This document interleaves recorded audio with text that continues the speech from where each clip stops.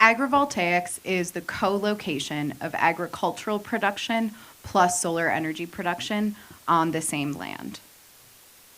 This is a concept turned reality across the country on countless solar project sites.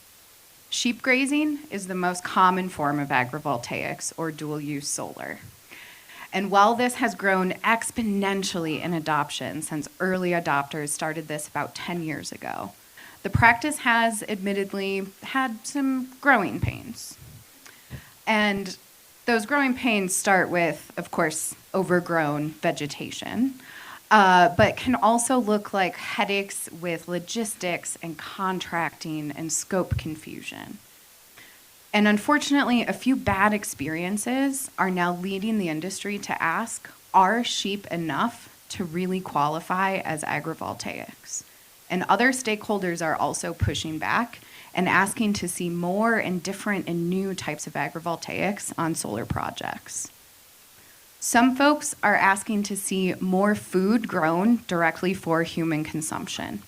They want to see veggies and berries and herbs cultivated beneath those solar panels, even if that means increased labor costs and highly customized contract structures. Other folks are asking us to accommodate traditional row cropping. They want to see corn and soy grown in between those panels, even if that means increasing that row spacing and thus incurring higher costs on steel and install and maintenance. And still others are asking to see cattle beneath those panels. Folks are asking us to double down on cattle voltaics and ultimately would like to see more cows on site in place of those usual landscapers that we're used to seeing. Now, all of those are really worthwhile endeavors, but the push to adopt those agrivoltaics practices come with a really dangerous undertone that hints that sheep are not real agriculture. The unspoken sentiment here is that sheep are just for kids showing animals at the fair. But if that's true, then why does ASGA exist? This farmer-led organization is now providing certification programs for solar grazers and solar asset owners, proving out that this is a viable model that everyone wants. Then there's the American sheep industry. This group has long known and valued the way that solar grazing works.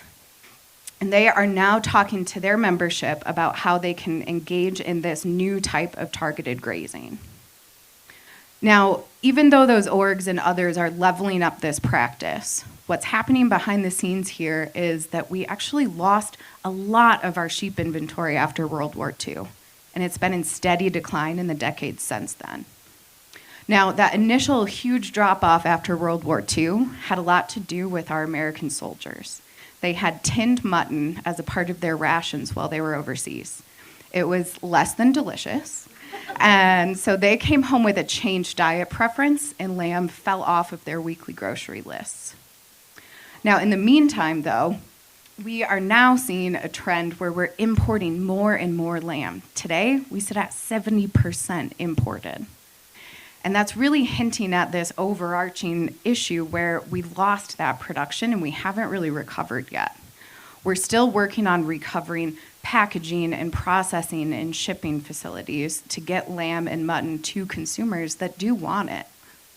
Now, solar grazing looks different than traditional grazing practices, but I think it's a huge opportunity, and I think we can bring everyone to the table here. And let me tell you, as a recovering vegetarian, I can vouch that the food at that table is very tasty. But the meat coming from these solar farms is not the only product that we see. Woolly breeds of sheep also produce high-quality fiber. But the issue here is that the cost to shear a sheep today is higher than the value of the raw wool coming off of that animal.